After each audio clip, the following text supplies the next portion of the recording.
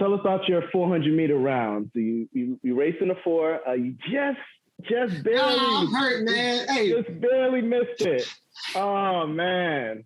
I used to be a Karani fan. I'm not a Karani fan no more. Oh man. Come on. And then I was gonna ask you how did it feel, And then I used to be a Karani fan, man. I can't look at Karani no more.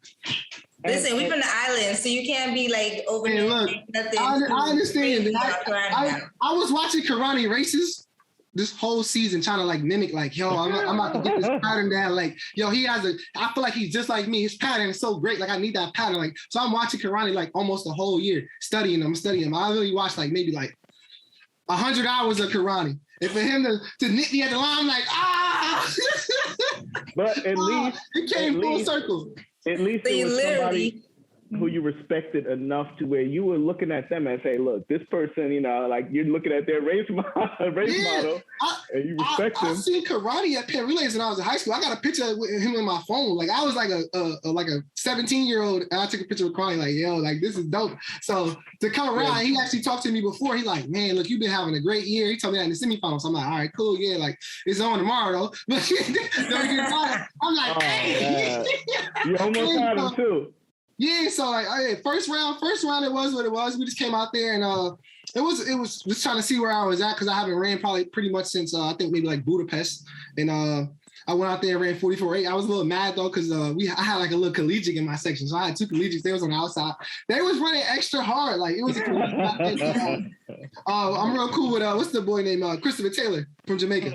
So Christopher Taylor, he young, so he's like coming off the turn, running hard. I'm like, yo, it's the prelims. Like we gotta chill. Like I want to save something for tomorrow. Like let's calm down. So I had to like run the prelims a little bit, but I was able to like to shut it down like the last 30 maybe.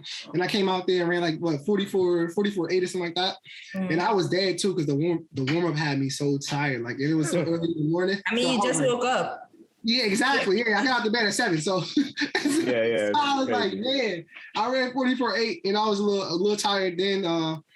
But it was just like, all right, I just wanted to make sure there's no type of shape I was in. It was a good race, but it was what it was. It got through safely. I was more so worried about stepping on the line than anything, like the whole time I was there. Because I feel like that's like the most pettiest rule ever. And I feel like your career, your whole, like everything you worked for at that moment could just be ended by you just stepping on the line a pinky toe on the line, and that's it.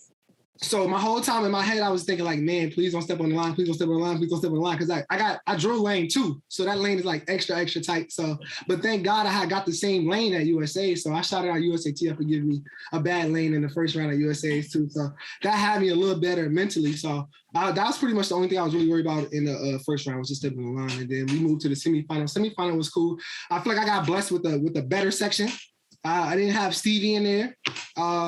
Norman was with Stevie. I think McClellan might have been in the first section with Karani and Zambrano. And it was me, the young boys again, and Cedinho. So Cedinho was my friend. Cedinho's pretty legit. And it really was cool. So I feel like I got out there, pushed, ran a pretty legit race, ran 44.4. That would have been my second fastest time to date, or third fastest time to date at that time. And I felt good and I closed well. And I just felt like I maybe got like a little too long at the end.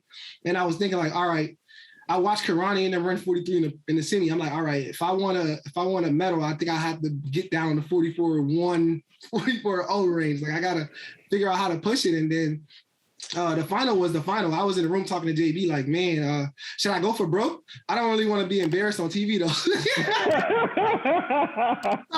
so me and JB talking, we like, man, should I go for broke? Like I felt like I should just blast it. Like it's my first final. I don't have nothing to lose. Like I don't really care. Like I made it here this far. Like who really picked me to make the final at the beginning of the year? Like you think about it, like no one had me projected to even have the year that I have. So I'm like, man, look, I could just go for broke, bro, and just try to win the whole thing. Like, and I'm like, he was like, yeah, man, you might as well just run that bit hard. And then Jeremy Warner DM'd me.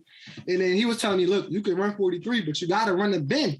You got to run the bend. So I'm like, in my head, I'm like, man, like, do I really want to run this bend and die out? Like, and fade and get dead last in the final and let down everybody? That'd be embarrassing. That's what I'm saying. So that was my plan. No, I mean, you go out there, you give it your all. So you never know what could have happened. You don't know what could have happened. People are trying to hear that. You never know. People are not trying to hear that. People are trying to hear I give it my all. If he hit the wall and die, This man, he gonna live that down. They gonna listen to me, because look, if y'all remember, laugh. That's what I'm saying. So you basically can't do that. You basically qualify for no reason. People are gonna be talking trash to me. Oh, here relay guy again. He choked. so look, I ran. I be getting slandered. If y'all don't know, I get a lot of slander sometimes.